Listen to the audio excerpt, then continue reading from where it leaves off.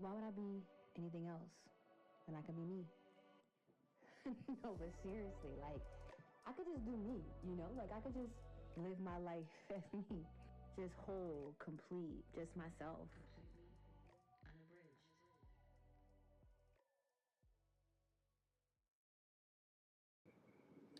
All right, and welcome to this week's episode of Unabridged. As always, I'm your host, Don Miller, and I'm so excited for this week's episode.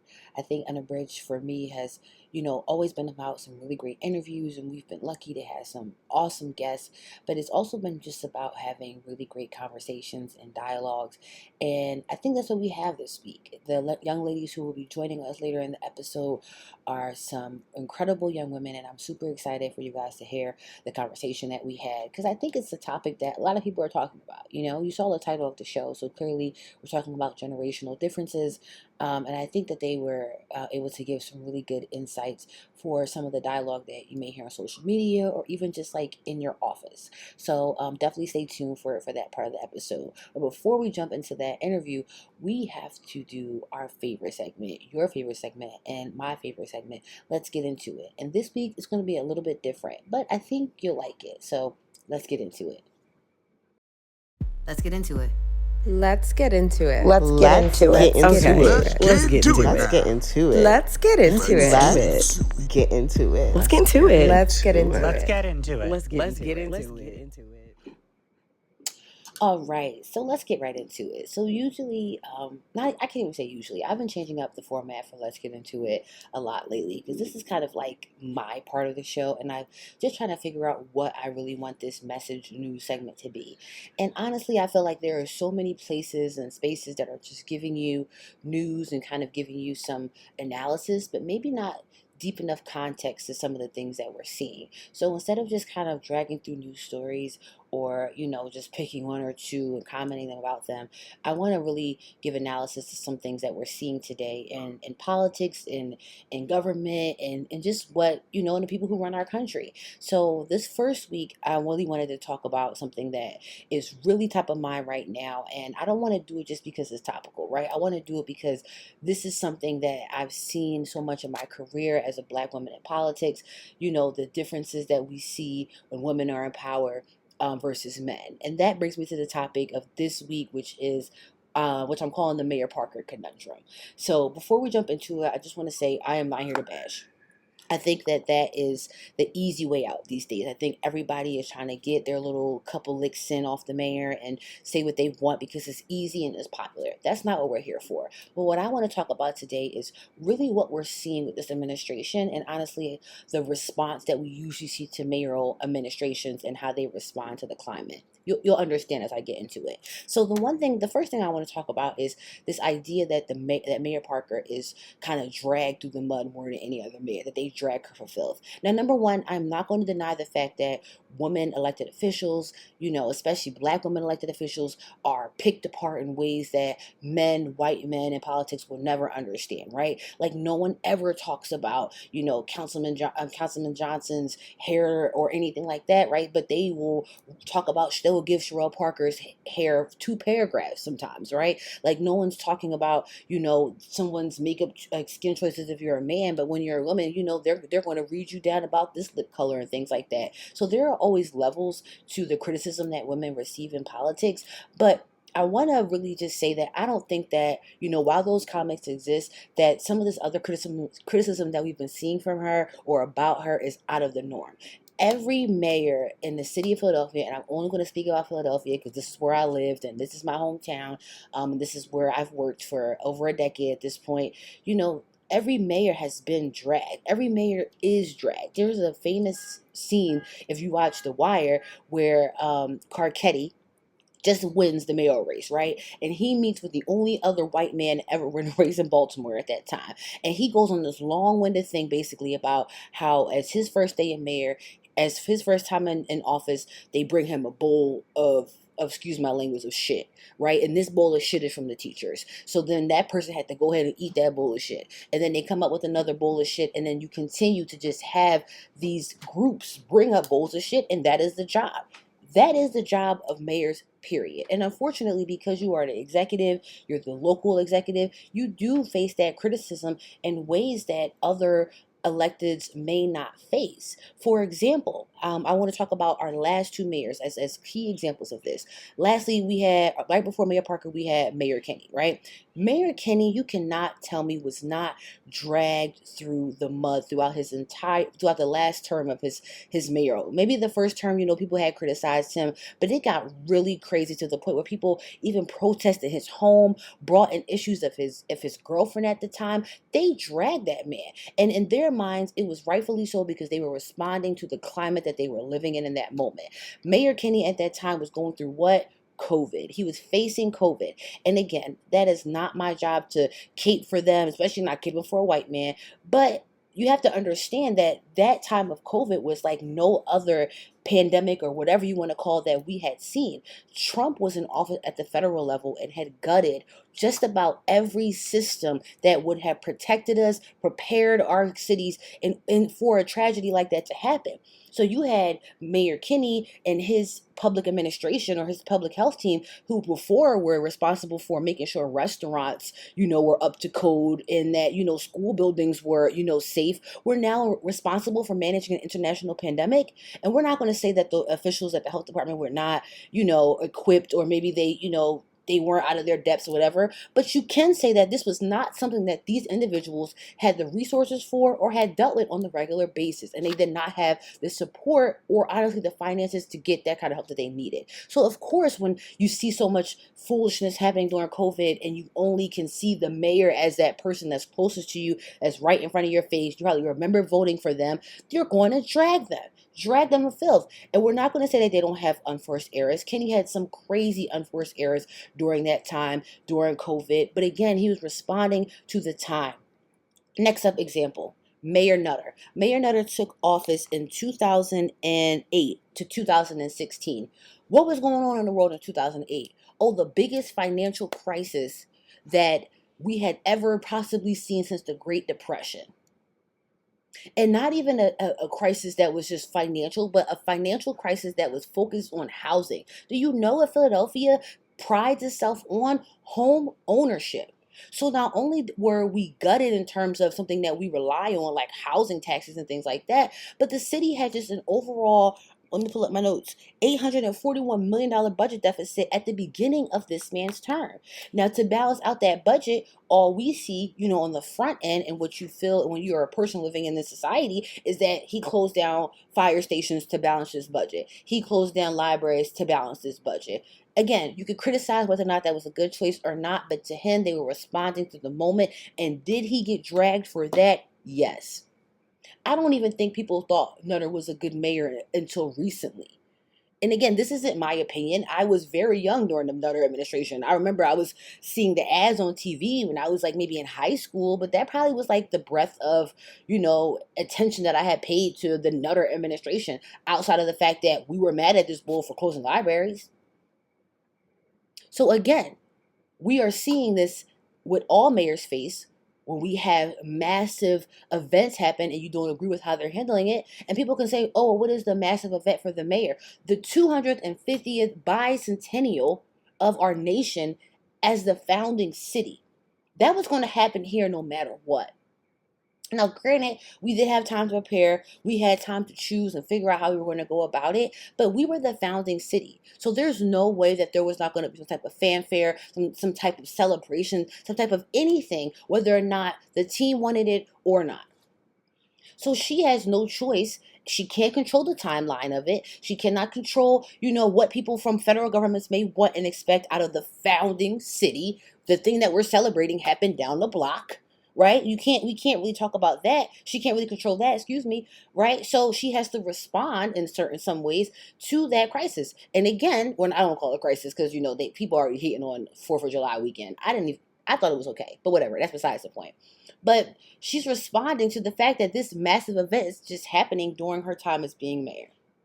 And we, again, or anybody, again, has the right to criticize the way she might have handled it, the way that public dollars were spent around it. But I also don't think that it's fair to say that she's receiving more criticism than the mayors before her. Because I was there with Kenny. He was getting memed up and memed this. It's just that, unfortunately, now we have AI. So they're getting a little bit more creative. And I think that's the other point that I want to make too, is that, we are seeing so much of the criticism because of visibility in two ways. So the visibility in the first way is that we are just light years ahead in terms of social media and technology, even that we've been since the Kennedy administration. When Kennedy was in office, AI was still something that was a faraway thought, right? And that just speaks to how fast AI has just grown and boomed and become a part of our everyday lives. But in the Kennedy administration, 2020, that ending time, this was something that was brand new, right? This is when AI was so weird that people's fingers were they couldn't even make fingers at that time. But now we're at the point where AI is creating full movies and scenes, right? So for a public official who has 1 million pictures online and all you need is data to create whatever you need with AI, they can go ahead and chop her and do all these types of things. And again, use her little creativity. And she's getting blasted on TikTok like it's nobody's business because of the availability of the technology. Now, on the other hand, though, they always say the squeaky wheel gets the attention, or whatever that saying is, right? The loudest is the one that we kind of draw ourselves to. And no one, this is not a critique, this is just very much an observation. The mayor is very out there, very vocal. She probably has at least 3 to 4 press conferences a week, right? And I can understand and I see, right? Because in the previous administration, Kenny kind of retreated. When the COVID happened, he retreated. He came forward when he had to. If it was violence, he came forward when he had to speak. But other than that, he was away. He was away. He was done. He told the girls he didn't want to do the job no more. Again, not making this up. You can pull up the clip. So he was away. So I think that now, having been an elected official at that time, who was also responsible for providing answers to a situation like COVID, then Sherelle Parker is looking like, man, if I become mayor, I gotta talk to my people because the people need me. So I think that's another part of why we see her so visible, why we have these press conferences where it's not even that she's giving the ending speech, but where she's kind of like the professor. She's teaching, she's explaining it, she's introducing the people who are going to provide the evidence, but she's the one who's going to wrap it up and bring it all together, right? And I think that's her responding to that, oh my God, no, we didn't have that type of love and leader for a while before this, so now I got to be that teacher, that lover, that encourager for the city. And some people can fault that. Some people can say, that's a little egocentric type of thing. Like they were using the example of her announcing the roots at the 4th of July picnic this week. And I've seen so many chopped up versions of that thing. So, you can see that as being egotistical. But then again, you can also see it as someone just trying to respond to what they have seen for years, being a part of the legislature, now stepping into the executive. So yes, I think that, and that's why I entitled it the Mayor Parker Conundrum, because there are clear things that are happening in this administration because she is a Black woman. You cannot not say that. That is the nature of politics, right? But you can also not say that these things are only happening because she is a woman of color. Mayors get dragged. People don't like the way we solve budgetary issues at the local level. And people are only able to pay attention at that level because it is right in front of their faces. And as they said in The Wire, just bring on that next bowl of shit because that's what the mayors have to deal with. So again, we love our Black lady elected officials. We want the best for the city. We want the best for the administration because the best for the admin is the best for the city. But again, we have to definitely analyze the moment and be able to still have real dialogue because that is what democracy is about. So yes, that's been my Let's Get Into a Little analysis for the week. I hope you enjoyed it. I would love to hear feedback, comments, questions. Am I tripping? Do you think she just actually is getting dragged because she's a Black woman? I don't know. I'm curious to hear your thoughts. But before we get into our lovely interview for this week, we have to hear from some amazing local businesses. Yes, I am a little biased, but whatever. Some amazing local businesses, and then we'll jump into our interview for this week. Now this one is for all my ladies. Look around your car. Look at your cup holder. How long that cup been in there for? How long ago did you spill that coffee in there? Look at the back seat. When was the last time the kids had Cheerios? All you know is that there's Cheerios back there, isn't there? Well, you need to get that car together because your whip is still a part of the look, girls. And what you need to do is hit up the best detailer located in North Philly, Woodson Suds and Bubs. That's Woodson's Suds and Bubs. You can follow them on Instagram at Woodson Way to schedule and get your whip clean today. Now let's get back to the show. Have you heard dialogue like this on your feed? Gen Z are the most insufferable people on the internet. I have never seen a group of people care more about what a generation before them is doing, does. These are the signs that you are an uncool millennial. You're still wearing tight clothes. Refuse to get on the baggy jean trend. I don't know, you're still living in that aesthetic 2016 where you care about what people think of you. Just post it. As with friends, immediately you start posing like stiff. You don't know how to do a candid. They wear their fanny pack across their... I have for some time now, and I never truly got the beef. So in this month's episode, I had the opportunity to sit down with three incredible young ladies, Taylor Hope, Emily Brandel, and Layla Meningo, who also happen to be Gen Z, and talk about all the stuff.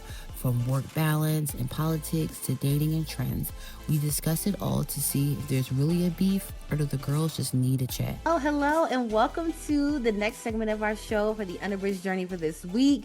As we said in our introduction, I'm joined by three amazing young ladies, and I'm going to let them introduce themselves to you.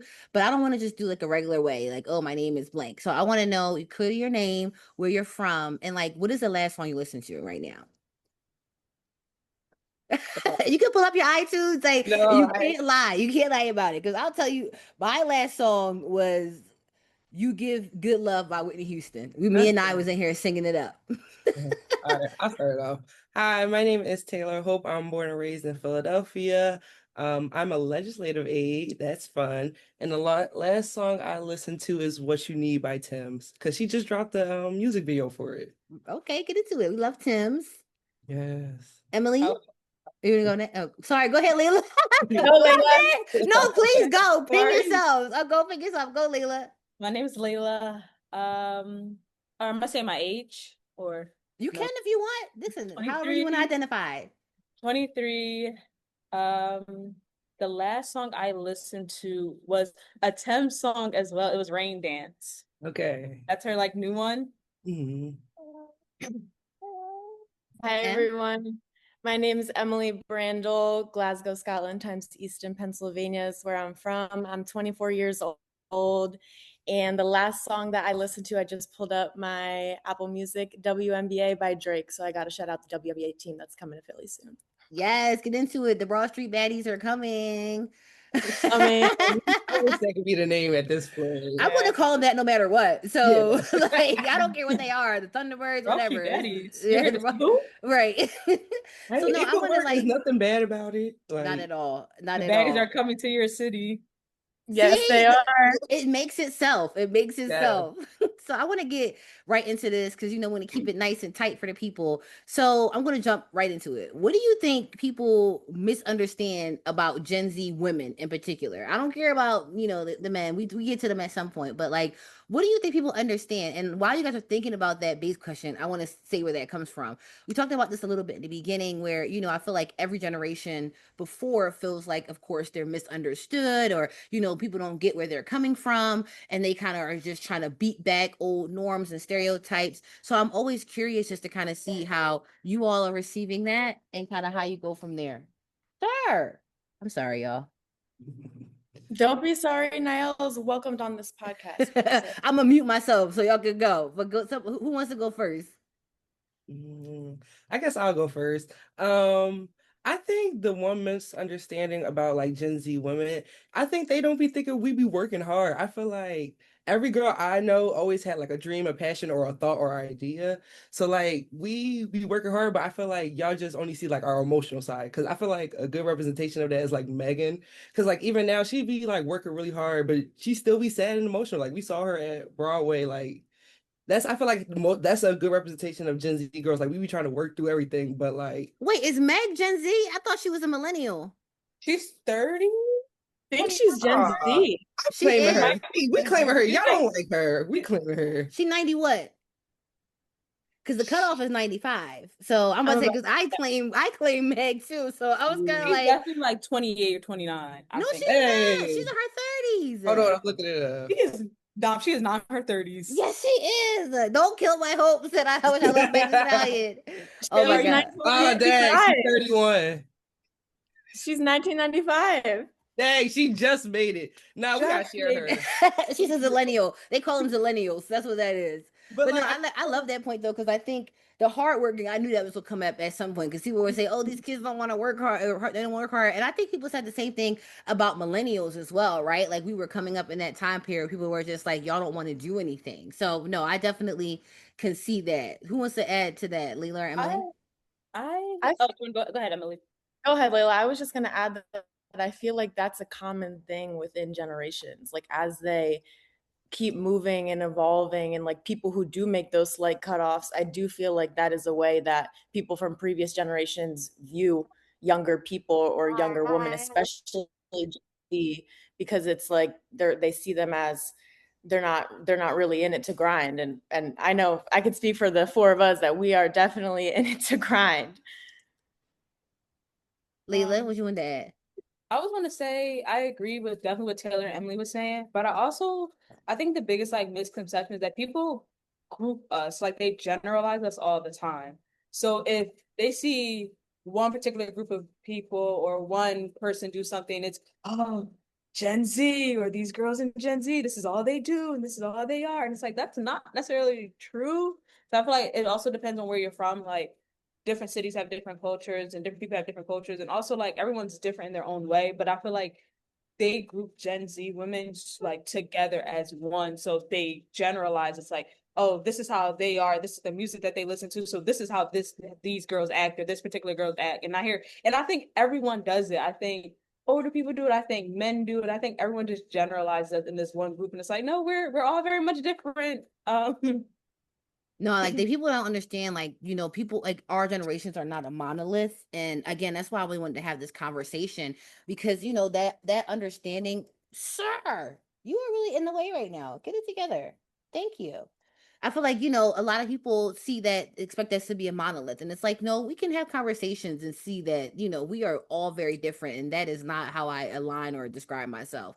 And I'm kind of happy we got to the work side, because that kind of goes into my next question. Like, what do you think success looks like for you now? And, how has that changed as you've gotten older? And I think this is going to be, I love this question for you three ladies in particular, because you're really just at the beginning of your career journeys. So, I'm curious to know how that has changed from when you were younger and now that you're in the working world. Like, what does that feel like for you? So I'm curious how that feels for you all. I can go first for this one. I would say success nowadays for me in life, and I'll do work and personal. So in work, it's like when we can accomplish something as a group, and like something that's larger than ourselves, and we're working behind it all together. That's what success feels like for me in the workplace. In personal life, I would say I write a lot. So when I'm able to write and go back and read and see and feel exactly where I was maybe a year ago, because I never want someone to meet the same me twice. Like I always want to be evolving and growing and becoming the best version of myself. And I think that for me, I feel that feeling of success, because everybody has a different feeling of success in their own lives and their own worlds. But I would say that feeling for me is really when I can look back and almost put myself in those shoes of where I was and be like, wow, look at how far I've come in whatever space it may be, personal, work, family, life, all those things. I think I never want somebody to meet the same me twice as a bar. Like, I'm about to write that down, because I love that idea, because it's just like I'm always growing. I'm focused on evolving, and growth is such an important value for myself, I feel like, too. So I truly align with that. Like, I'm about to put that down on the notes. Hey, it's been in my journal a lot this year, and I really live by it. I've been living by it a lot this year. So I take it, quote it. Yeah, shout out to the journalers too. Do you guys journal, Layla and Taylor? Are you guys big journalers? I just got into it. So the only reason I got into journaling is because I'm like a book buyer. Like I love buying little notebooks and stuff. So I had to tell myself to stop, and like I was like, you have to complete a book until you buy another one. So that's what recently. No, you don't. Who said it. No, Who made that rule? for me personally, I need to complete a book before my room is about to be overrun by these notebooks. Like I have to. It's an embargo for a moment. I'm the same way. Really, Lily, you have a lot of like writing books as well too. Yeah, it's therapy does it to you. You'd be like, you know what? Let me just open the book before I, But oh, go ahead, Layla. I'd say to answer your question, I feel like I've changed what I wanted, not what I wanted to do, but I feel like, and I want to say this is Gen Z women. I feel like women in general, like I feel like things change a lot. Like your priorities and what you want changes a lot over the years, just because you become not a different person, but like as a woman, I feel like every 5 years your priorities change and who you are, what you want to do changes. So I feel like, but we also try to force things so much, or you try to force like, this is what I'm going to do after college, and it's going to go this way, and then I'm going to be here when I'm 35. And sometimes I learned the hard way that it's not going to work out like that. Um, so I learned to just, one step at a time kind of thing. And then I take it goal by goal. So like, this is what I want to do by this time. Okay, I achieved that goal. What's my next goal? What's my next goal? What's my next goal? So success looks like for me, as long as I'm in a place where I'm happy and content and I can see myself, like if we're talking about jobs specifically, I feel like if I can see myself doing it for the rest of my life for as long as I can and be content doing it, then that's success to me. But also being a woman, I feel like you have to think about like when you have a family and things like that and how that changes everything too. So but overall, like success is just being able to be content with what I'm doing, and be happy with what I'm doing. Of course, you're gonna have those days where you're just like, I'm having a bad day, but I never want what I'm doing in life to be the sole cause. So I feel like so many people and so many women are unhappy in the jobs that they're doing or the things that they're doing. And success looks like for me not being that person who's unhappy with where their life is in 20 years. No, I love the 5 year part that you said, because I always remember this quote that one of my friends said to me. She's like, I did not expect I would be this person that I am 5 years ago today. So I can't wait to see who I am 5 years from now. Exactly. Right. And I feel like, if somebody would have told me even at 30 that I would be a mom and be engaged, like I would have laughed at them. Right. That just would have not have been in my periphery at all. But, I think we learn, especially as women in this space, that idea of being flexible, right, Layla? I think that, even with your journey, like you learn how to pivot and you're just like, all right, this is what we're doing now. And I'm going to learn and just take it where we at now and, see where it takes me. Like, I feel like that with the unknown, man, or the unexpected, because 9 times out of 10, I always said this thing that like the plans never change, but the goal always stays the same. So the plan to get to where you want to go it might change. You might have to pivot.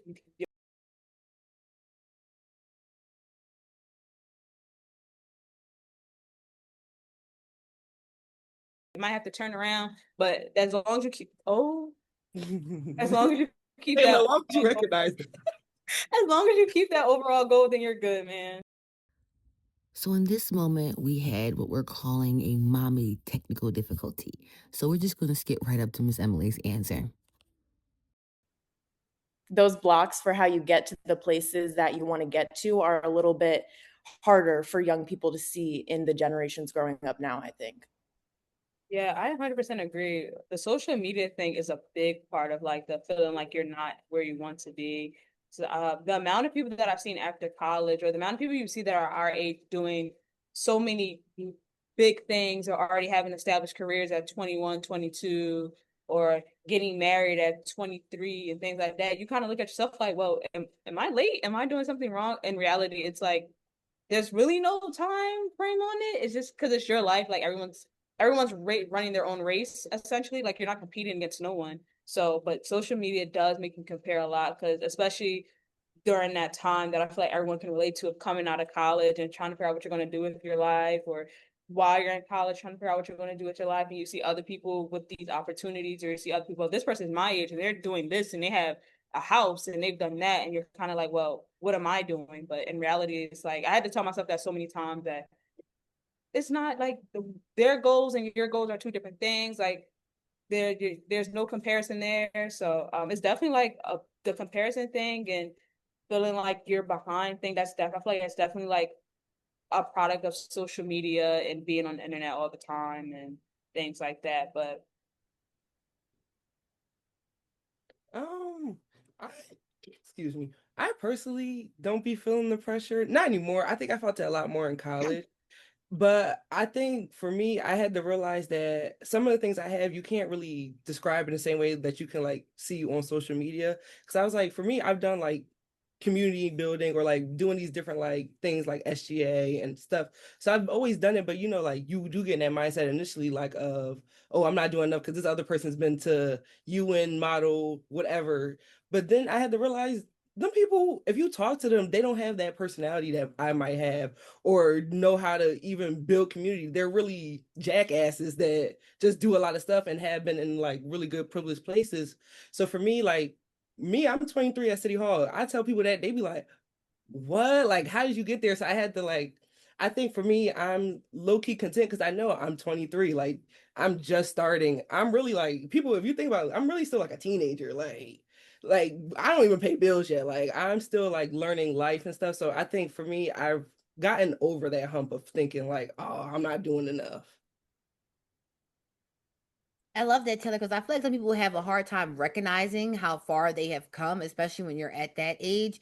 And like you guys are just going right into my next topics because we were definitely going into social media next. So yes, like social media has affected the girls, and I feel like with me, like I remember a very brief time when there was a social media, and then had it from when I was like in middle school on, right? And that was a very I think very weird transition because it was very much the wild wild west of social media. I always feel like it was no rules, no regulations, no protections, and kind of haven't been exposed to that in that way. Granted, people weren't using it for money the way that they're using it now, and I think that has shaped a lot for people. But it was used to like shape what you could see, what you could experience, right? Like what dialogues you can have with people had changed so much, right? Like you're in middle school now having access to adults because of social media, right? So, at least for my generation. So, how do you feel like social media has shaped you, right? Like having been more of the Facebook generation to Instagram versus like me, like the MySpace generation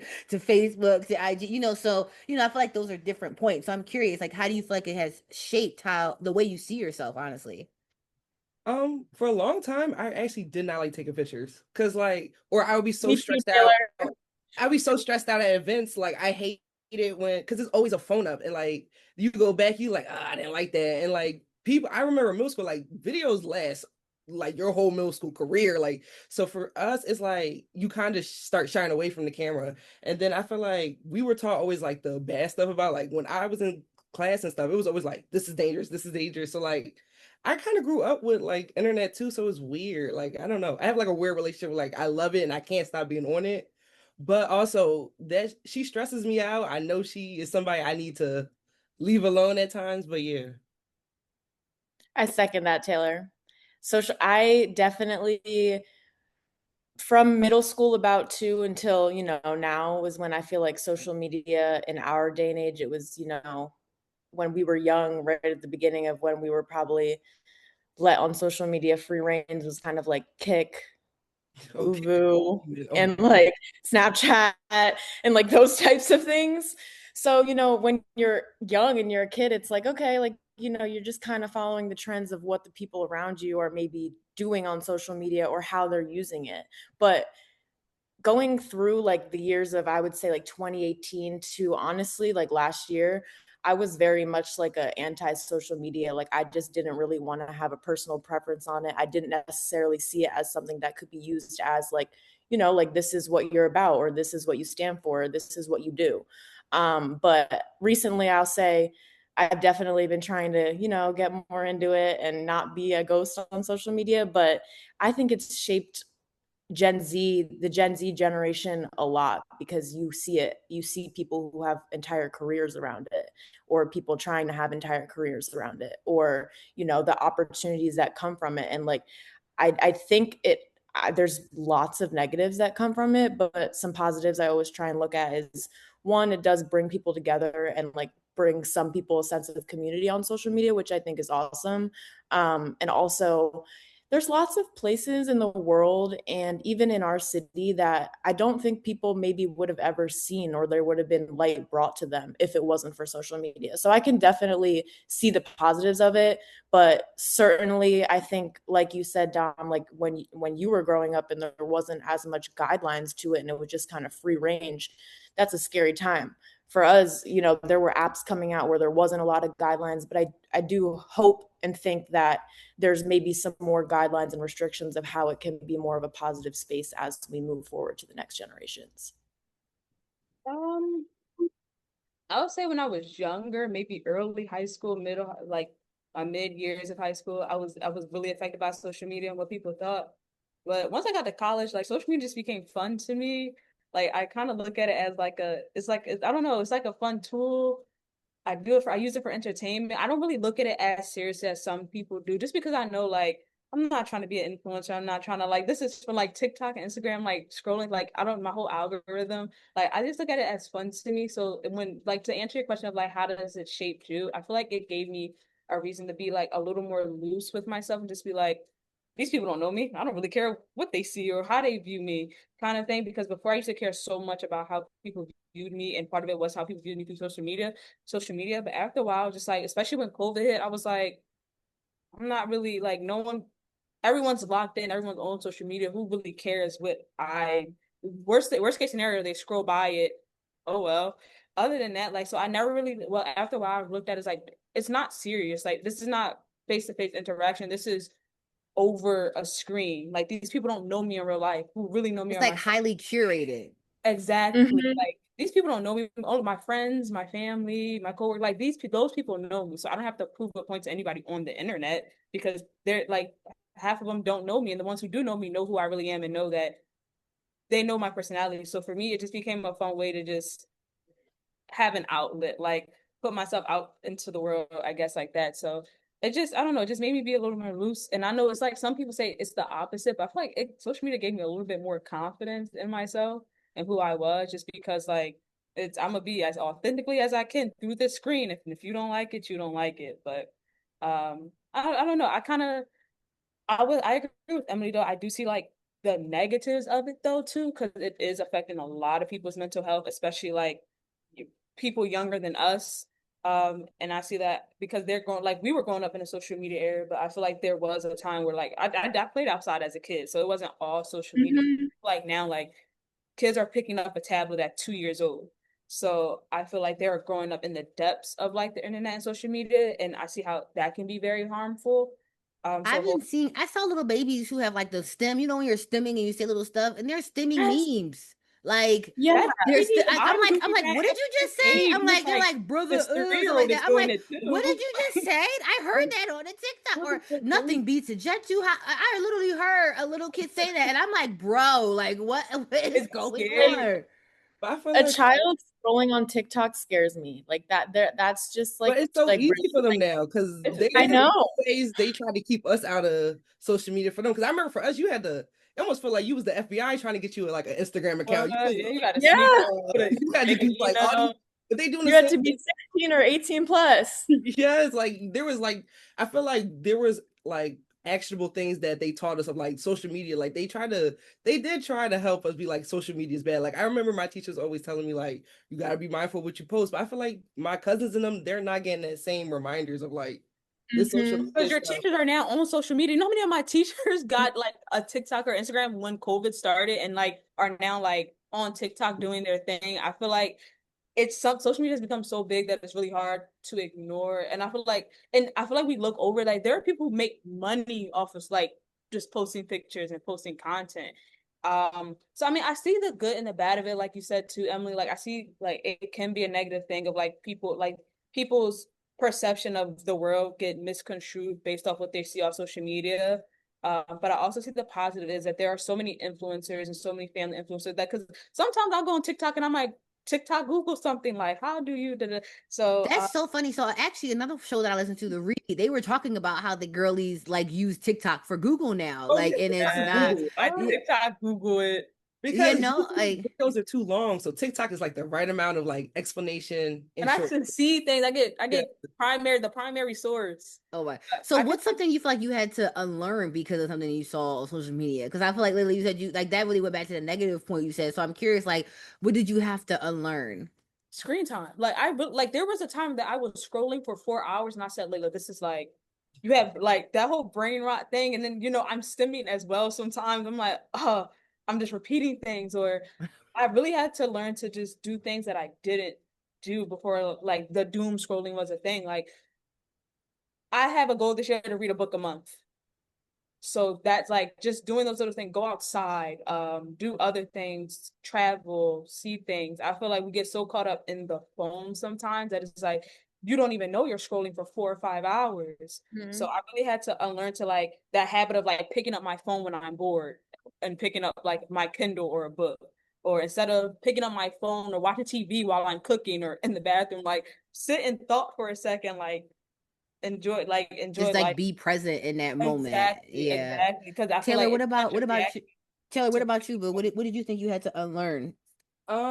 Being afraid to like talk to people. I feel like especially I think more romantically now than like regular people. But I feel like on social media you're always hearing the do's and don'ts, what you shouldn't do, like what you can't do. And I'm like, and you had to kind of just realize like, oh, all these people are slightly crazy and they're lying. Like, so just do whatever you want to do when it comes to like just talking to people and stuff. Relationship stuff, that is a whole other avenue. Like, especially, and I'm gonna go on a tangent for a second, especially when you get very invested in an Instagram couple. And first of all, my people think I'm weird for that, but I have a couple families I'm very invested in. And when they break up, I am highly upset. Like, we don't have to talk about Christy and Desmond, but like I just feel like I was highly upset by the way that the relationship ended. And there's a couple other ones where if they end it, I might be really pissed. So no, I totally get that. Like the hashtag couple goals, definitely something you have to really like unlearn. And I don't even think we're at couple goals anymore. Everyone's just arguing online. Like we don't want to go to Cheesecake Factory. We don't gonna go to the bougie place. We can't do nothing no more. It's so. That's why I was like, I just had to get off the internet when it comes to that stuff.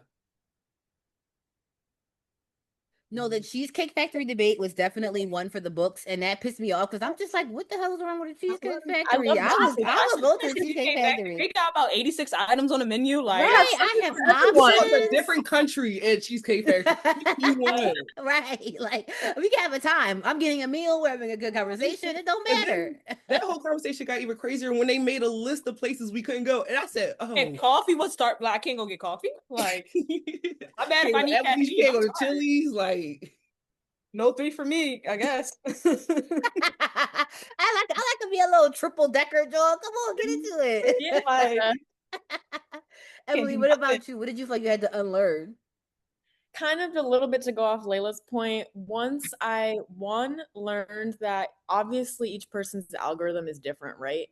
But once I one time saw a video where they were like, as you scroll, they're feeding your algorithm with things you're going to continue to watch. That for me, I was like, whoa. I was like, no. I was like, there's really an algorithm or something behind this that is, putting the next video up for what you think, what you just watched, maybe what you previously liked 2 videos ago. And it's going to keep showing you more things about that. So post that, I definitely set a timer. I said, at least on TikTok, not on Instagram. I'm not a big Instagram reel scroller. I'm definitely a TikTok doom scroller. I set a timer on it, and it definitely lets me know when there's been 1 hour passed throughout the day, like when it adds minutes to it. So that has helped me. But also a little bit to go off Layla's point, like I feel like I wasn't last year, maybe specifically, maybe the year before a little bit, I wasn't necessarily doing a lot of maybe new things to me, like trying something new or going to a new place or going to a new location or trying a new restaurant or a new cuisine, whatever it may be. And I think that putting my phone down and kind of detaching a little bit from social media and making it a point to do new things and have new experiences has definitely done me well and made me separate myself from social media a little bit. It's so funny to me because I feel like when I see you all, I feel like you're always like knowing about new restaurants and trying new things. So to think that like you feel like you have to like work hard to do it. I'm like, to me it looked like y'all just be out here, and I'm like, I go to same places. Like I tried to place with my best friend another day that was new, and that was like so exciting for me. I was just like, this is like a thing, but that's so Yeah, interesting. Like I feel like I'm it's so. similar, Dom. Mhm. Because when I find somewhere I like or something I like, I that's it. I'm gonna continue doing it. And it got to a point last year where I was like, this is just like there's so many other things for me to try. And right, the experience of, oh my gosh, this was a new place. They're not always gonna be a hit, but when they're hit, it's like, oh my gosh, I'm so glad I tried it because I probably wouldn't have came here if I didn't, make it a point to go somewhere new. Yeah, no, I love that. So I want to like pivot a little and I love that Taylor brought this up about the dating side because we got to talk about the dating side. I'm always curious what is going on with the girls. So what do you think dating is like for you guys right now? I'm curious.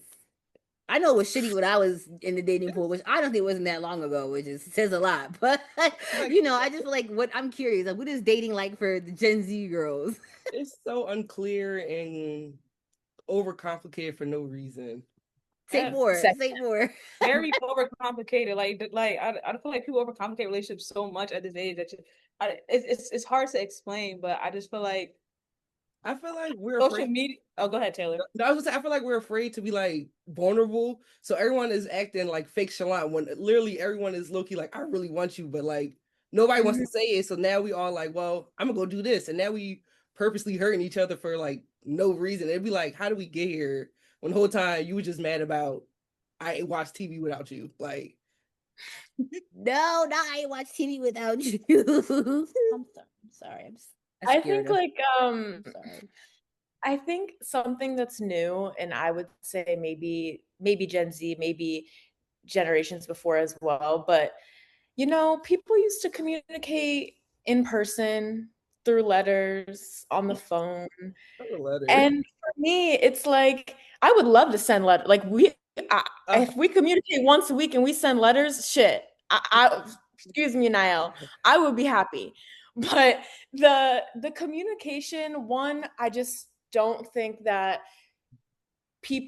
individual people, man and woman, have individual ideas of how people should communicate with them. So that is always like a confusion point from the jump. Yeah. Two, I would say not something I personally have or will do, but I see people do it, is trying the little like things on social media, like to be like, well, I'm here with like a thumb. Like you see somebody's hand and it's like, guess who?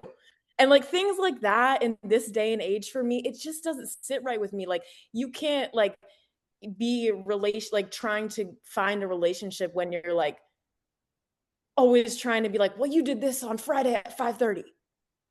And I don't know. I have yet to find a perfect match. No, Layla, what about you? I just feel like in this generation, people are just too okay with foolishness. Like people are too okay with us talking for a year and a half and nothing happening. I feel like people are just too okay with. I feel like I don't like the idea of like, oh, this is my man, but he's not really it, but he is. Situationships and the vibe. Like people are too okay with situationships and just a vibe. Like that's foolishness. Like because then they carried on to you about 27, and at that point, just please stop. You feel like you can't even argue with him because he be like, oh, it's just like I feel like people are too okay with like not being in committed like relationships, or people are just okay with like the bare minimum, and that's not okay. Like so I don't know. I feel like it's like a culture thing that people are just okay with situationships and vibes and just definitely a Gen Z thing. I definitely. So I have to break something to you guys. That is not a Gen Z thing, okay? When I was in my 20s, it was giving situationship at the situationship, and it's awkward stuff like, oh, like we've been talking for 6 months, but I know he's not talking to somebody else, and I know I'm not, but like we don't talk about it too much. And if I ask him for the girlfriend things, that was kind of weird. Like, but then you're mad. So no, trust me, that is very much. I think it's more just like a 20s thing, right? Like a 20-year-old space.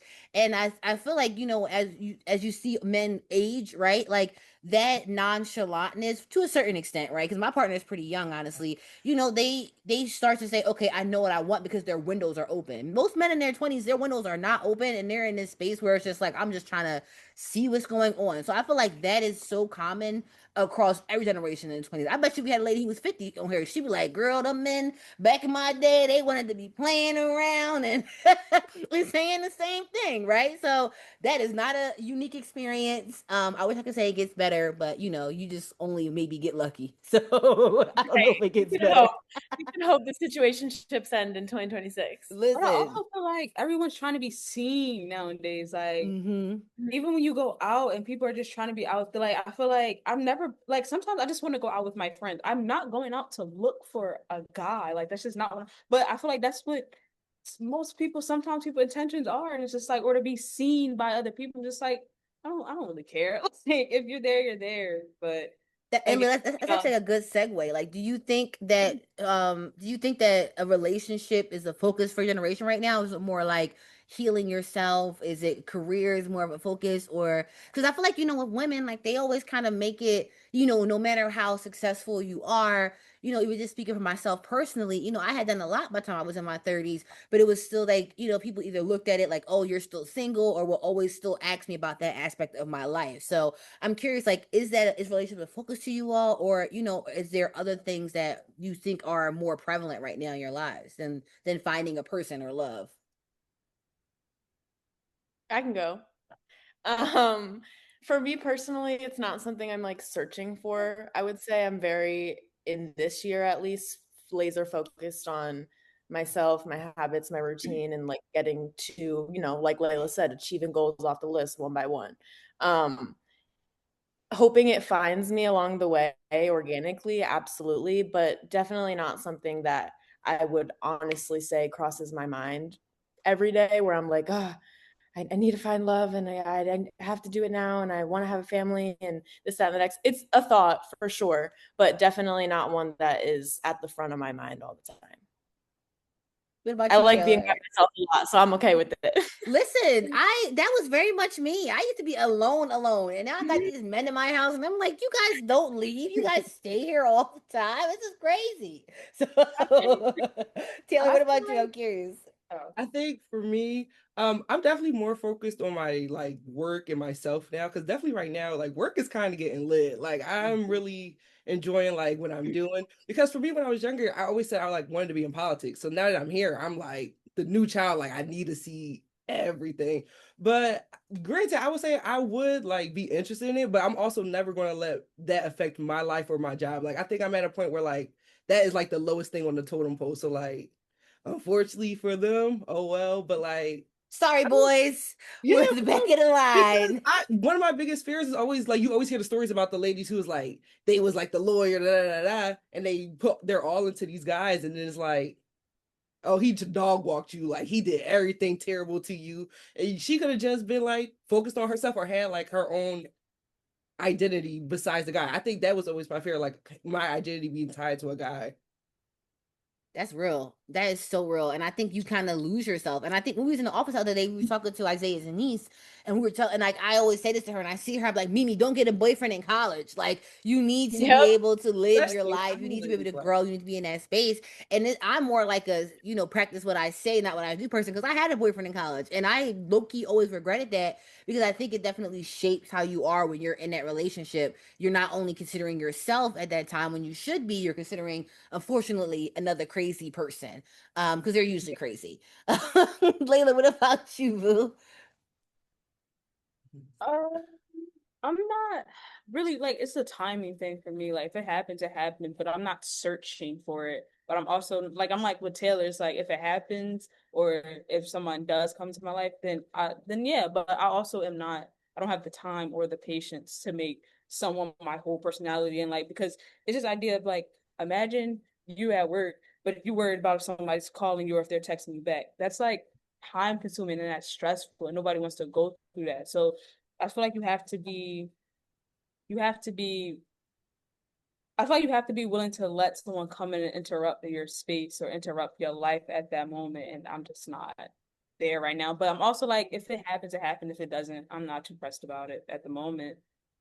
No, that is so real with like how I see love and saw love. Like my life is going really good right now, and if you're not adding or amplifying that, why am I even entertaining you, right? Like I feel like with my partner now, like the additions are everywhere. Okay, I just had an incredible dinner last night that I would never cook myself, and that's just one little thing, right? So when you think about somebody really coming in and changing, like your peace to a certain extent, it's like, are you going to affect that? Because I'm actually good right now. Like I have my space, I'm taking care of myself. And are you worth, not even disturbing that, but are you worth being pulled into that with me? Because that's also a privilege. I feel like, like you're entering this world over here. It's pretty dope over here. So for me being 23, that makes it harder for like dating people my age and even older, because I'm not really older. Don't do that. But like dating people my age, because it's like I don't do it. Don't do it.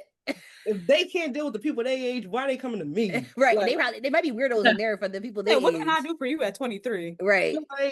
But like dating people in my age range is like sometimes it's hard because it's like I've done so much already, and it's like they are still, I feel like unfortunately for some guys, they're still at like a very baseline, like I have no dreams, I have no passions, I actually have nothing. I just want to be in my house and make money. That's it. And it's like that don't add nothing for me. That almost probably hurts me depending on the type of person you are.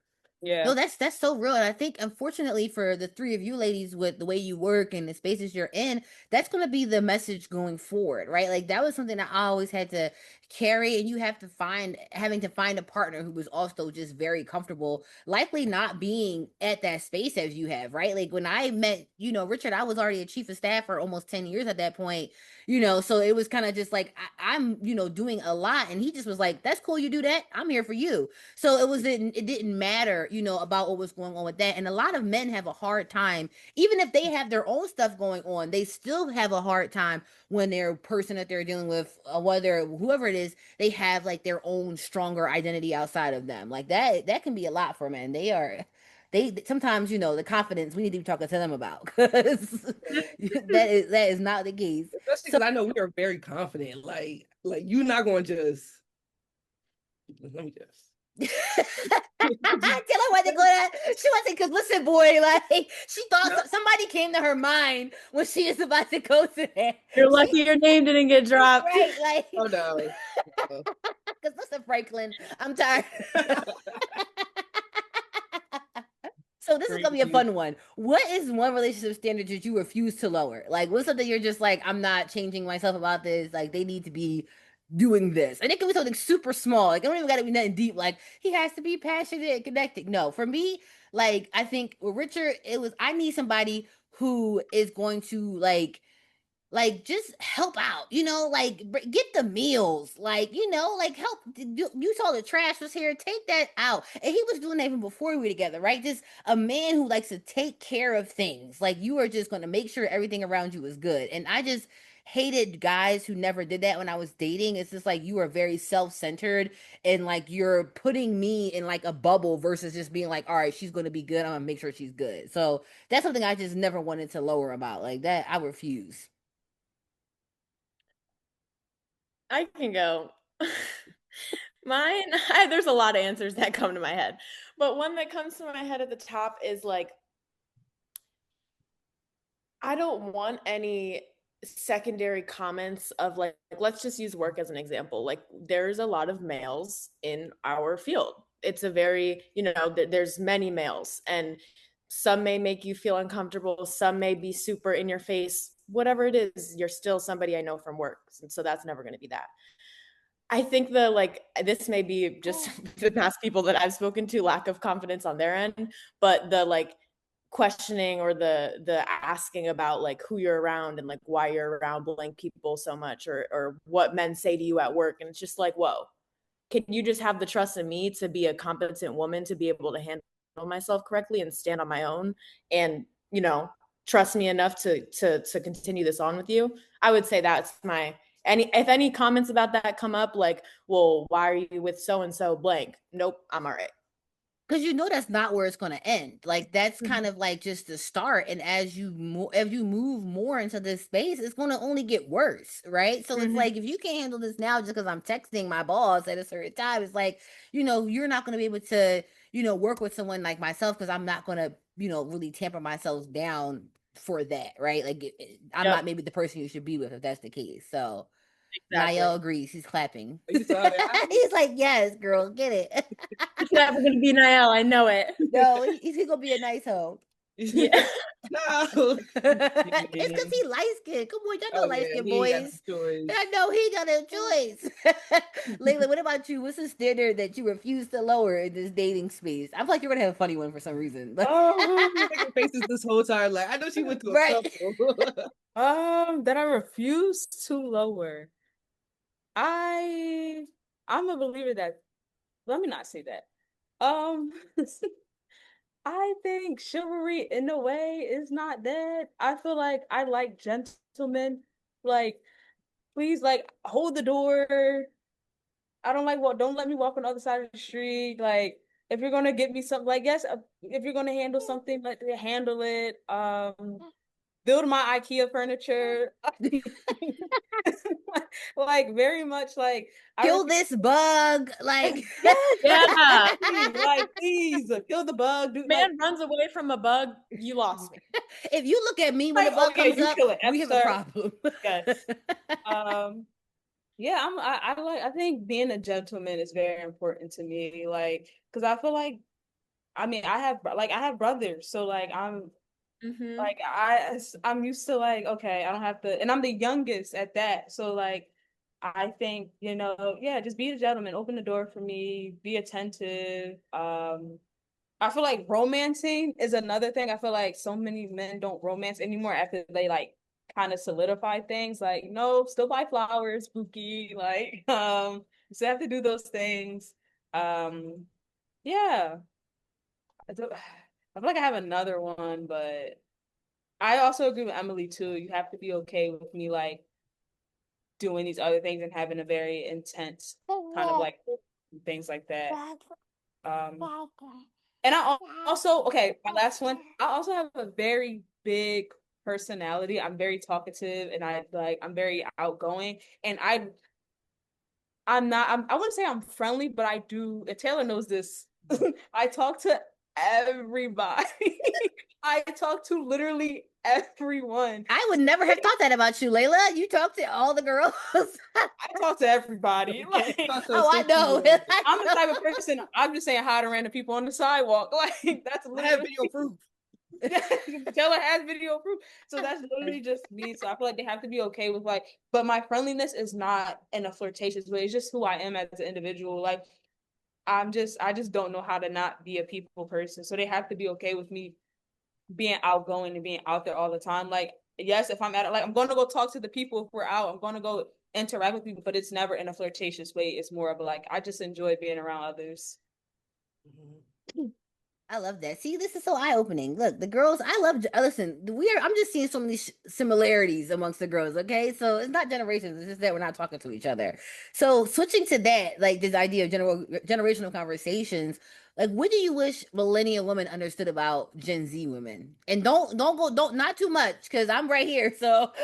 I'm gonna talk from like an internet perspective. We ain't got no beef with y'all. Like we actually look it's opposite. Y'all got the beef with us. Never I be feeling like y'all be having beef with us. Also, when y'all be talking about the clubs, it don't be a lot of us young people in the clubs. It really be y'all in the clubs. So if the club sucks, it's like y'all. When Monique said stop wearing a bonnet, I said, whoa, I can't wear my bonnet. Like that's cool. I don't know her. We are on a different side of the boomers. We'll leave that later, okay? We gotta have a boomer delegate here before we have that conversation, because I don't know her. Yeah, we don't have no beef with y'all. Like that's we funny. be in our own world for real. I think that the question was, what was the question again? Sorry, Dom. What do you wish that millennial women understood about Gen Z women? I just like you said, like you're learning so many similarities between us right now. I think every generation has strengths and lessons that the next generation can learn. And like, it's hard to have like those communications sometimes, because it's just like, sometimes generational ideas don't really come up. If someone's in an older generation at you, they may just have a bias in their head and look at you a different way because you're younger or in a different generation. So I just wish like that kind of like awkward barrier could be more just easy to unfold and unpack and be like, what was it like when you were in your 20s in a situationship? What did you call a situationship in your 20s 50 years ago? Because I'm sure they called it something different. But yeah, I would say that. Check it up. I called it check it up. It's like, no, that's living together. I'm curious what the older girlies call a situationship. A lot of my listeners are older. If you can hear a comment, what you used to call a situationship, that means that you were with somebody, but you're not with somebody. As a definition for you all. So I'm like, what advice? So thinking about that, like what you want to know from older generations or how you feel older generations, like what do you hope younger girls learn from you, like watching you? And I'm curious about this with you, Taylor, because I know that you are in Girl Scouts, so like you're actively in that space of mentorship of young ladies. So like what do you hope that they learn from watching you? I want them to do whatever they want to do. I feel like sometimes, especially like with my Girl Scouts, I feel like you'll hear randomly they'll say side comments about like special interests that they have, and you be like, "Oh, talk more about it." Be like, "Oh no, it's just something," and or like, and it'd be like, "Dang," because like I'll use my cousin as an example. She's really into like biology and stuff, and like really good at dancing. But she has such a like laxative. I would say might be like a lackadaisical or more like a that's not something I want to pursue because oh well type of mentality. And I want them not to have so much of a oh well type of mentality. I want them to take more lead because a lot of them are really great, and that's just natural talent. So like, imagine if you actually apply yourself and learn a few more skills. I would say growth comes from trying new things and making mistakes and then adjusting things moving forward. And confidence comes from not getting it right a bunch of times. So it's like you can't go into something being confident because you haven't done it yet. So I think I would say those two things, and also just kind of tapping back in a little bit to the success thing, which is definitely, this is something I tell all of our young people in the office, is there's highs and there's lows to every single job, and all of us are lucky to work for somebody that we truly believe in. But if you can find fulfillment in one thing you do every day in your work, whatever your work may be, whether you're an artist, a creative, a writer, whatever it is, if you can find one thing in your day that's like, this was my one thing from today, I feel a sense of fulfillment from that. I think that's so important for the next generation to like just think about, because they're going through, just as we all went through different times of history in their lives of growing up, which does shape generations. They are doing just the same thing. So I think it's important for them to, follow your dreams, like Taylor said, tap into your natural abilities, and the rest will work itself out from there. Layla? I'll answer both questions in one. I would say the biggest, like, not even misconception, but disconnect with like the millennial girls and the Gen Z girls and the generations under us. I feel like everybody has gone through some of the same experiences, but how we approach things or how we did things were very differently because we grew up in different times. Like we said before, social media does have a lot of influence on what we do, and will have a lot of influence on the generation under us just because that's the era we grew up in, just as like maybe music or your older women in your family may have had an influence on millennial women. But I think all in all, I feel like the overall kind of thing here is that everyone is doing life for the first time. Like no one has done this before. There's no rule book. There's no do's or don'ts. I do feel like that we try to help each other as much as we can. I just think the approach sometimes just has to be different just because we did grow up in different times. So like we might have the same experiences, but it might be slightly tweaked or different just because I saw this or they may have posted this or, oh, I don't have to see him anymore kind of thing like that. We're referencing relationships. Or even that society has made it more common for you to be a certain way. Because even just go back to that situationship example, right? The girls might have just felt like they just had to deal with that this way. And now in the age of Gen Z, it's like, I'm just going to step away from this completely, right? Like I don't have to engage in this. And I feel like there's just definitely more of a flexibility and freedom in what it means to be a woman in this older space. So even if we are going through exactly the same type of situations that older generations did before us, we just have a lot more options for how we are allowed to deal with them, I feel like. Exactly. So if I can give advice or like if I can talk to like people under me, I would definitely say that like I feel like through social media, through like throughout life, especially being a growing woman, there's gonna be a lot of times where you're like either forced to or like something takes you away from your authentic self. And I'll just tell people, try to keep being your authentic self as much as you can. Because again, you're going to change, priorities are going to change, but I feel like you're going to have times where you like shove parts of yourself deep down and it never comes out again. But I'm just like, I think everyone should fully be like themselves and fully living your truth. And like Emily said, we're lucky we work with someone who we believe in, that we can essentially be ourselves. We don't have to hide parts of ourselves just to make space for a position or anything like that. When it comes to life, when it comes to finding a partner, when it comes to going to school, or even finding friends is another big one. You just have to find people who you're allowed to, you have to find spaces where you're allowed to be yourself, and that you're not drowning yourself out or diluting yourself to make space for other things or other people or other personalities. So I feel like that as women, we do that so often. And I feel like the younger generation, because of social media and that they're already comparing themselves and they're already into it, that's something that is heightened and that could really affect your mental health. And it's really hard to come out of a space like that when you're somewhere where you can't even recognize your own self. So I just encourage people to like find spaces and or create a space where you can be your authentic self. Oh my God. You guys have just been segueing me all episode. I love that so much. So I have two Guys, last we did not, questions. listeners, we did not get the questions They beforehand. did I'm gonna not. put that They out did there. not. Like, I just want to put that out. Like, this is very, I told them we're going to do the pod and just what time to log on, and here we are. So no, this is just so kismet. I love it. So I'm sorry I'm talking low. I think he's trying to fall asleep. But so no. So I have two last questions. This is a fun one. So like, what trend do you love that you feel like older people don't really understand? And then I have to close out at the end with the question I asked everybody. But let's do the trend one. I'm so curious about that. And it doesn't have to be social media trend. It could be anything.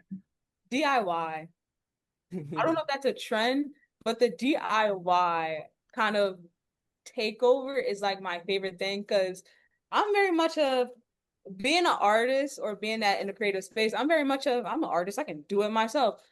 9 times out of 10, it might not come out how I wanted to. I remember I tried to decorate a cake and that didn't work out. But I just love things like that because I feel like, again, being an adult, like when I was in school and we were learning about art and everything, they tell you to like kind of be a child with it, because when you're an adult, like everything has to make sense all of a sudden. You're less creative. So I feel like that DIY and tapping into like your creativity and things like that, I feel like that's really fun. And it makes me feel childlike, and I enjoy that. And it saves me money. So Get into it. Taylor, what about you? What's a trend that you like? It's very specific to my family. Well, not very specific because I know other Black families do it, but my mom and my grandma hates that I'm not an earring wearer because, so they actually really badly hate that I don't wear earrings. My ears. No, that is so crazy that I realized you never wear earrings just now. I've never worn earrings. You might, if you see me, steps if I didn't put no earrings in my ear. See, that's the trend. The older ladies don't like if you don't have no earrings on. See. But I just never liked the look of earrings on me. Granted, there's once in a blue moon where I'm like, all right, I'm gonna do it for the fit. I'm gonna put some earrings on. But most times, I really don't wear earrings. It's like scare therapy. My grandma and my mom made me put on earrings. Now I'm scared, like, they're gonna get Taylor, me. next time I'm gonna notice. Next time you got them on, I'm gonna be like, yo, Taylor, you got earrings. Yeah, that might be a special occasion. Like, I'm like, oh, this must be a special occasion. Taylor put the earrings out. Emily, what trend for you? I'd say the trend right now that I'm into is junk journaling. That's a good one. I know Taylor's tapped into it. Girl, you want to just mess up my whole algorithm because I just got junk journaling out of my TikTok because they want me to buy all the stuff and I'm trying not to. No, you don't have to buy it. Mom, I have one thing from every day that I save. It's like called my memory item. And I save one thing from every day. And that's like part of how I, reflect and like look on the past. It's like, oh, this is from this day. This happened on this day. But you don't have to buy anything. You just need a notebook and glue. TikTok always be like, oh, you need this tape and this washi this No. and this that. I'm gonna start some beef online. That's scrapbooking. Right. But because they say on TikTok, junk journaling is strictly just when you do what Emily do, like junk. Yeah, it's things I would throw in the trash. Like before I throw something in the trash, I'm like, do I want this to be my memory item for the day? Oh, I love that. I'm about to get more into my junk journaling because you said that. I was like, wait, I love junk journaling, or I like I'll to show you watch mine. people I'll bring junk it journal. in. Please do. I'm Mine's more curious. of a scrapbook, but I love it too. I love that. Nora is the same way. Shout out to Nora. She couldn't make Yep, it today. she does but, it too. Like that's kind of one of the reasons why I pulled her into because she started talking about bullet journaling and showing me her Oh, my pens. I girl is was a like, stationary girl. queen. Oh, She Nora drags me to Blick Nora all the time to get some stationery. Nora loves some to go to stationery. Blitz. She's like, I have a student discount. Let's go. Right. Don't tell her you was gonna go to Blip with her and don't go. No, I she's like, have I was one more taking. too. Go If say it. Go ahead. the gym. Everyone knows I'm a big gym I'm girly. waiting I for my love that trainer. like I'm waiting people for my are day. really getting into the gym nowadays. You know, I I definitely think that yes, fitness lifestyle in the gym is yes. definitely new because I feel like not working out is new for the girls at all. Like we have different eras of what fitness looks like, and now the gym is like being a gym girly is such a thing now. They have great Yes, content. I love it. I love it. So my last question is because we're already over the time, and I'm sorry because I know Layla you have to jump off soon, but I have to ask this. So the Oh, name. I forgot I had to, Oh, honestly. it's I remember. I gotta respect my guest time. Come on now. I had to do it. Must have been that important. So my show is called Unabridged, which means to be your whole unedited self, right? So what does that mean for you to be completely unedited, unabridged?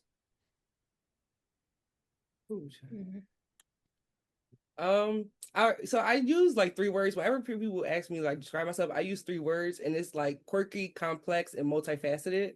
And those are my words because I'm a complete weirdo. Like depending on the day, it get really strange. But also I'm a ball of fun, and I be doing a lot. So I was like, for me, I feel like that is the complete unedited self, and that I cuss a lot. I be feeling so bad for the cussing, but my family, I'm so sorry, y'all. The cuss is to be your fun self. I love that. Emily, what about you? Okay, before I answer the last question, I got to shout out our host. Dom is the best. She has poured into us throughout our entire journeys in the office, and I just want to give her a special shout out. She's a new mom and still killing it on the podcast. So, you have your all cup. the listeners. No, I live by this cup.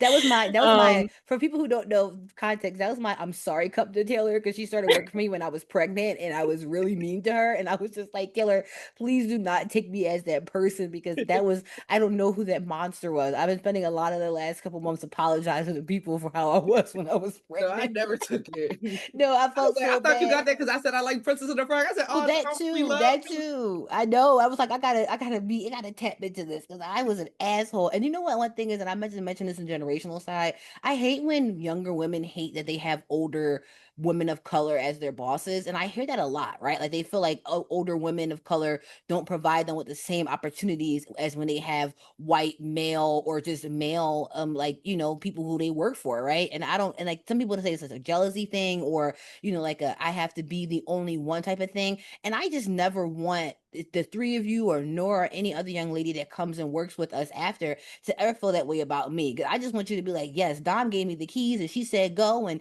did what I needed. Because I feel like that's such a effed up thing. It's just like, why would I make it harder for you? I know that this stuff is shitty. Like, let's try to make this as easy as possible because I'm in the position to be able to do that for you, right? And if I can do that, like, let's go. Forget them men. I got you. Like that's how I want you all to feel with me. So I appreciate you saying that, Emily, because I'd be so worried. I'm like, I hope the girls don't think I'm an asshole. No. That's with a lot of like black women who really be holding us down for like Miss Azzy, Miss Carmela, now Tanya. Yes, and I'll be like, oh, they really do. Y'all just gave me another episode. I might have to have a conversation with my boomers. Miss Azzy, Tanya, and Carmela. Yes, the way Tanya be like, let me fix you. Like, yeah. You see how Miss Azzy has adopted my child as her grandson? Like this, listen, Miss Azzy really helped me. Like when I first joined, because Miss Azzy was the one like, yo, go talk to them. Like Miss Azzy, like Miss Carmela, like. Every time from me being in this office, it's been a black woman who helped me every point of the way. Miss Ozzy, that first time she sat me down, I said, you know what? Miss Ozzy Miss Ozzy will sit you down and say, let me tell you something. 45 minutes later, and you'll be like, whew. You'll be like, you know what? You know what? I can't do it. I can't. Like, thank you. That's literally how Mel used to be for me in the beginning. She'd just be like, you're just such an amazing young lady, and I'm just always so grateful watching you. And I'm like, thank you so much, Mel, because I don't feel like I'm doing right. And she just was always like that person. Because you gotta think about it. In the beginning, it was just me, Mel, James, and Dan, and Isaiah, and Dave, basically. So like it was very bare bones. So no, Mel used to hold me all the way down. So I don't remember. Wait, so who was next? I think was it who just went for the question because I don't want to forget. I don't know if I exactly answered the question all the No, way. no, you did. I would say, oh gosh, it's so showing up as my unedited self. Part of me, like the main thing that sticks out in my brain, which is still kind of about someone else, is always making space for what other people are going through. Like when you are having a conversation with them, I feel like that is something that I always try and hold close to me as I'm showing up authentically for the first time meeting people. Is like, I have no idea what they've been through, what their experiences have been, what they're going through. So always showing up with empathy and open ears, and always hoping people feel comfortable enough to speak to me about whatever they may have to speak to is something that I would say is like showing up as my unedited, authentic self. I love that. Very empathetic. And we all need a little bit of empathy, especially in this Trump day and age. Layla, what about you? What's your whole unedited self? I would say similar to like what Taylor said. Like I remember when I first started like my major, the first question I always say is, if you were a brand, how would you describe yourself? And always just to put like I'm just the awkward person, but in a good way. Like I'm very quirky, I'm very fun, but there is a side to me that is very, like Emily said, empathetic and very like quiet, but I'm also very out there. So I'll just allude to what I said before of like I had to learn being that person. Like there was a time where I really like I wasn't my whole unedited self. I was very edited. I was very much trying to fit in, or very much like this is the space I want to be in. Let me like what I don't know the word I'm trying to use, but like transform myself into being that way. But after a while, it does get tiring and it does get like hard, like not being your authentic self. So after a while, I just learned, well, that's how like the whole social media is going back to that thing of like, I just don't care what people think. Like I can like the people who know me and love me know me and love me. So for me, it's just continue to make space and continue to surround myself and put myself in spaces where I am allowed to be myself, and I'm allowed to be who I am, and like I don't know if y'all noticed, but I stem so much in that office, and random things just come out of my mouth all the time. But everyone's just like, "Oh, Layla, you have a great, you're so cool." So it's like finding spaces like that, whether it's friends, relationships, and even in family and workspaces, just finding places where I'm okay with me and my whole unedited self, whatever that looks like and whatever season I'm in, because it can change in seasons, but as long as I'm able to be happy and be content, and I don't feel like I'm forcing myself, or I don't feel like I'm transforming myself to be in a space, then that's my whole unedited self, just being who I am and being content with who I am, and not having to change who I am to fit somewhere else, because I know what it feels like not to be my unedited self. But First of all, I love that Team Thomas has become a space for all the weirdos to just be their full selves. yeah, Because, like, there has been so many times, Layla, like, even with somebody like a Dave, and they're like, people are like, this is the first time I've ever been in a job. Like I'll bring Dave up because I know he's not listening to the pod, right? This is the longest job he's ever had, because me and Dan and Isaiah, know how to work with somebody like him, and you recognize people's brilliance, and then you keep it pushing, right? So I'm always happy to create that safe space. And I always tell Isaiah, like, you just attract very difficult people. And he goes, yes, but they are usually some of the best motherfuckers you'll ever meet. And I'm like, you know what? That was a bar, because like, you're right. Right. Like the most Team difficult. Thomas, the best. The best, but the craziest. But no, but seriously, I really feel like that. So I'm always happy to hear that, that you feel safe in that space enough to be yourself. And when you're working in politics, because it's so aligned with your identity, whether you like it or not, like you should be able to have that freedom to be yourself, because then it becomes an oppressive space. And it's like, if it's oppressive, how are we actually making changes, right? And how are we fully utilizing the people who are here helping us to make the changes that we want to make? So shout out to that. I love that, especially because you're new, Layla. So that means it's still going. Yes, I love that. So no, oh my goodness, this is probably one of my favorite episodes so far. You guys have been such a joy to talk to. Like, I love this so much. I hope that the listeners hear this and understand that the Gen Z girlies are just like us. Like, no, but no, seriously, I really appreciate this dialogue. And, you know, I'm just so proud of the three of you and Nora, even though she's not here, having tapped into that unedited selves for you so early, and just so happy that I get to witness how that's going to grow for you over time. You're all so young, and you know, you got a crazy, you know, person like me in life that's always going to support you even if you're not in office. So I'm excited to see what y'all do, and thank y'all so much again for being on the show today, especially on your virtual work day. So thank you so much. Thank you, we love you. Thank y'all so much. Thanks,